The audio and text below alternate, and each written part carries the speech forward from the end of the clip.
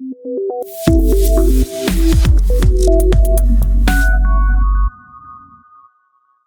there, welcome to CodeChef. This is part of our course Python projects for beginners, where we have 11 different Python projects. So let's begin. So we are going to be building a simple CSV data analyzer today, which we're going to give this particular data and we're going to name it as input.csv. And we're going to perform simple functions like filtering, sorting, and finding the mean. Now let's look at how our end product should look like. So let's say I give name as input and this will be loaded. Now let me just give display data info. So it's going to print out the data in the CSV. Now if I ask to show basic statistics, you can see I've gotten mean, minimum, maximum and total null values for each one of the columns which has numerical values. Now let's just look at sort data. So let's say I give name. So I'm going to give sort data and let's just say I give name. So you can see it sorted the names in alphabetical order. Now that we saw how our end product should look like, let's look at the flow of this particular project. So first we're going to be loading the CSV file and then we're going to build a function for each particular functionality. So first functionality will be displaying the info. Second will be showing basic statistics like mean, minimum, maximum. And third function will be filtering the data. And fourth function will be sorting the data. So in the first subtask of the CSV Data Analyzer project, we are going to be loading the actual CSV file. So what we will be doing is we'll be simply opening the file and we'll make that into a dictionary. That is, we'll make each row into a dictionary. And then finally we're going to have a list which stores a list of all rows. That is a list of all dictionaries. So we'll see later on as to how the dictionary will look like. So you can see the task to be accomplished in this particular subtask. We're going to read the file, store it in a list of dictionaries, and then in case we get any error, we should be able to handle it. And then finally we should return that data to the main function. So we have expected output when the data CSV has been loaded properly, and we have expected output when it's missing. First we'll be importing the CSV module from Python. Now let's look at the function for this particular subtask, that is load CSV. We're going to take file path as an input, assuming that we're going to run this locally on our computer. Now what is try and except over here?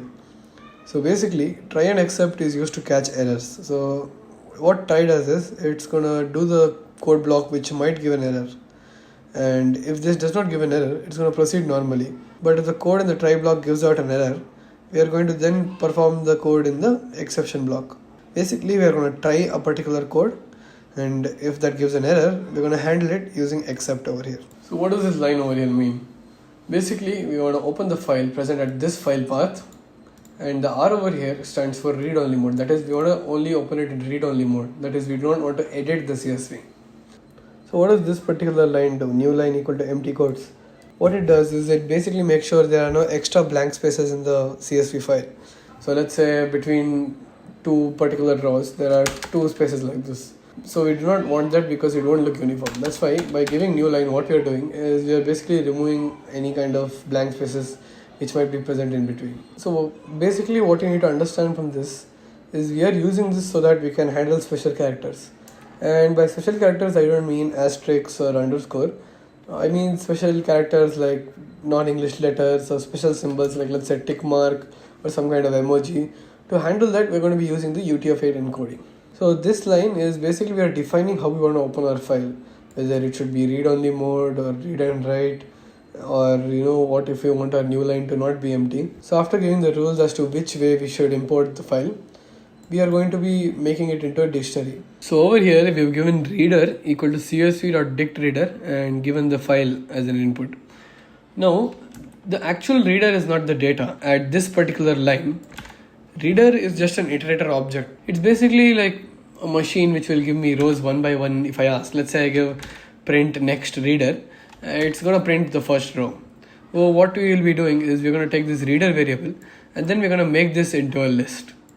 So what it does, it's going to convert this into a list of dictionaries. So data over here is a list of dictionaries. So let me just show you how this looks like. So this is what our list of dictionaries would look like. Basically, each row is a dictionary. Let's say we have 10 rows, we will have 10 dictionaries in that particular list. That is, we'll have 10 items in that list. Now what does this do is it basically makes it easier to handle the data, or like let's say access the column values. It makes it more simpler than just reading it from the CSV. And then we're going to print out CSV loaded successfully, and then we're going to return the list of dictionaries. Now let's come to the except block, where we are going to run this particular code in case this try block catches an error. So we're going to give exception as a. Exception is basically the particular error that occurs, and we're going to print out error loading CSV file, and we're going to print out the error so that the user understands, and then we're going to return empty.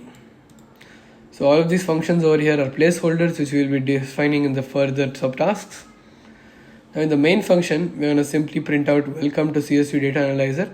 So one thing I forgot to mention is file path can either be the name of the CSV file or the path of the file. That is, it can be either one. And after we take input from the user as to what is the file path or the file name, we're going to run the load CSV function. And if the data is null, that is the CSV is empty, we're going to exit the program. Or else we're going to run an infinite loop, and then we're going to print out the options the user can do. And we're going to take input as an option. And based on the option, we're going to redirect the user to each different function. For now, we have just imported the CSV. So in the further subtask, we'll be doing the rest of the functions of this particular project. So let's just run this code once. Let's say I give a random name ABC. It's going to give out an error over here because my CSV file name is data.csv and it's not ABC. So if I run this code once again, and this time I give data.csv, you can see that we have successfully loaded the CSV file and we have options to perform any functions.